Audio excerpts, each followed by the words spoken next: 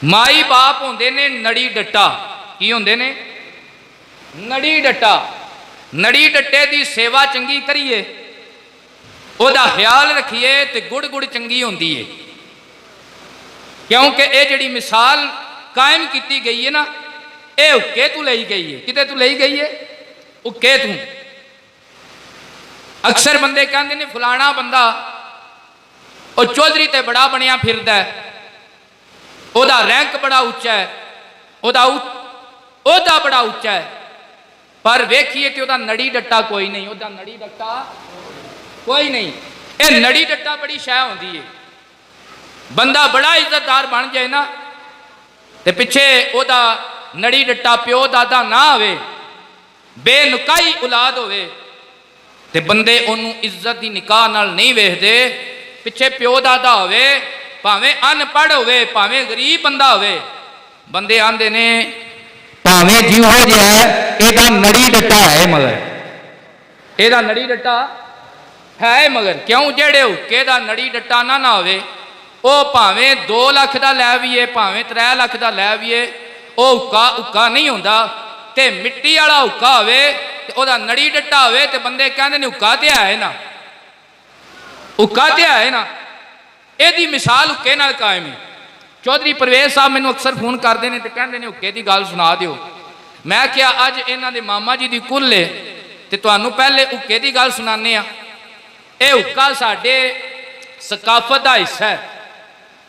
आला हजरत रहमतुल्लाह तआला अलैह ने हुक्के के मुतल्लक बकायदा एक मसला बयान किया है कि आपने फरमाया कि हुक्का जिहड़ा है ये मुबाह है, और पियो छिको ते एदा सवाब कोई नहीं, ते जे छड़ दिओ ते एदा गुनाह भी कोई नहीं। सादा हुक्का ज्यादा तो ज्यादा मकरूए तंजीह तक ते जिहड़ी दुनिया अज शीशा पींदी है पी, ओदा हुक्के नाल कोई तल्लक वास्ता।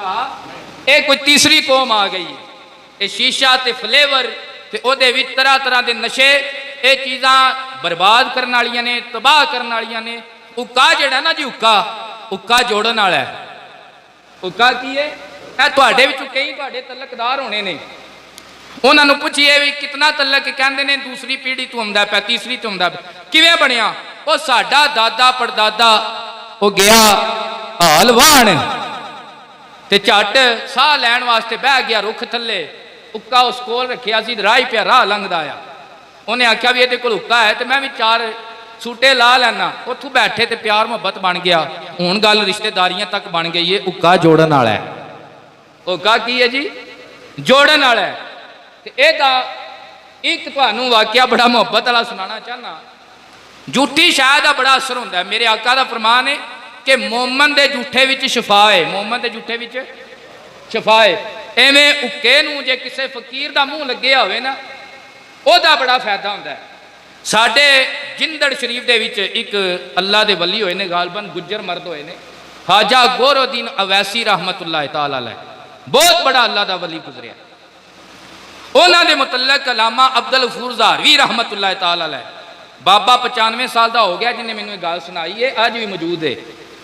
अब्दुल गफूर ज़ाहरवी रहमतुल्लाह तआला अलैह अपने वक्त के बहुत बड़े हतीब आए, तकरीर करते आए तो परिंदे भी आसमाना ते रुक के सुनते आए। यानी ऐसा उन्होंने वजका वजह है। अब्दुल गफूर ज़ाहरवी रहमतुल्लाह तआला अलैह उन्होंने किसी दस पाई जिंदड़ दे विच एक गुजर फकीर रहिंदा है, वो बाबा हजूरी वाला है, वो कोल जाइए ना तो सरकार की जियारत हो जाती है। उच्ची आखो यार सुभान अल्लाह। वो कोल जाइए तो सरकार की जियारत हो जाती है। बाबा हजूरी वाला है। अल्लामा अब्दुल गफूर ज़ाहरवी रहमतुल्लाह तआला अलैह आप सवार होए ते जिंदड़ शरीफ पहुंचे। अगे की वेख्या ख्वाजा गोरोद्दीन अवैसी रहमतुल्लाह तआला अलैह आप अपने आस्थाने ते बैठे हुए ने, हुक्का पहे है, आप हुक्का पी रहे ने। अलामा इलम वाले आए, कुरान वाले, हदीस वाले आए। अलामा ने जदों वेख्या ते दिल विच ख्याल गुजरिया, ये बाबा ते हुक्का पिया पींदा है, हुक्के वालियां सरकार की जियारत किवें हो सकती है, हुक्के वाला सरकार की जियारत किवें करा सकता है। फकीर दिल दी जान गया। जदों रात का टाइम होया, हजरत ख्वाजा गौरुद्दीन अवैसी रहमतुल्लाह तआला अलैह ने अपने गुलामां नूं फरमाया कि इलामा साहब अज साडे आस्थाने ते आए ने, रोटी चंगी खवानी है। रोटी खवाई ते मेहमान खाने दे अंदर सोना बिस्तरा ला छड़िया। लामा साहब जदों लेटे, जदों पिछला पैर होया, अलामा साहब की जाड़ दुखना शुरू हो गई। जाड़ की वजह तो अख नहीं लगती पी, दर्द इतना शदीद होया। अलामा साहब घबरे। जदों फजर का टाइम होया, तहज्जुद का टाइम होया, अलामा साहब ने अंदाजा लगाया, नाले ते वे ना फकीर वेखदा कि तहज्जुद पढ़दा या नहीं पढ़दा, नाले फकीर कोल दम कराना आया कि अल्लाह आले सोंदे नहीं। रात पवे ते बेदरगानो नींद प्यारी आवे, दर्द मंदानो याद सजन दी सुत्या यार जगावे।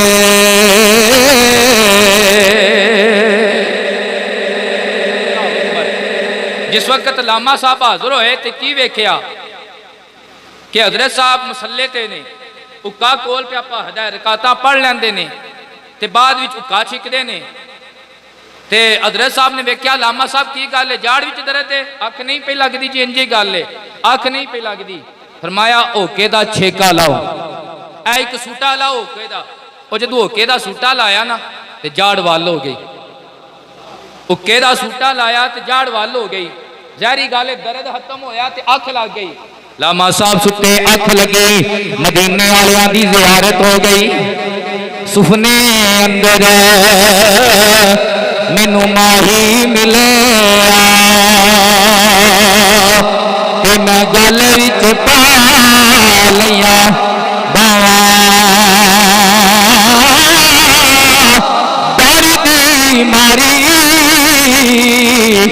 अख ना खोला, मता फेर विछड़े ना जा।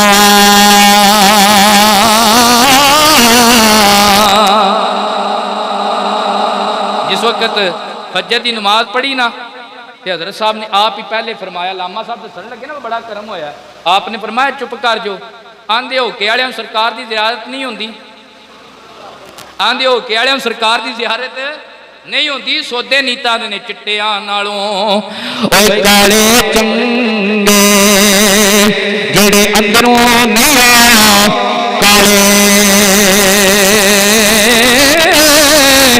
नीयत जिन्ना दी साफ मोहम्मद की नानो काले।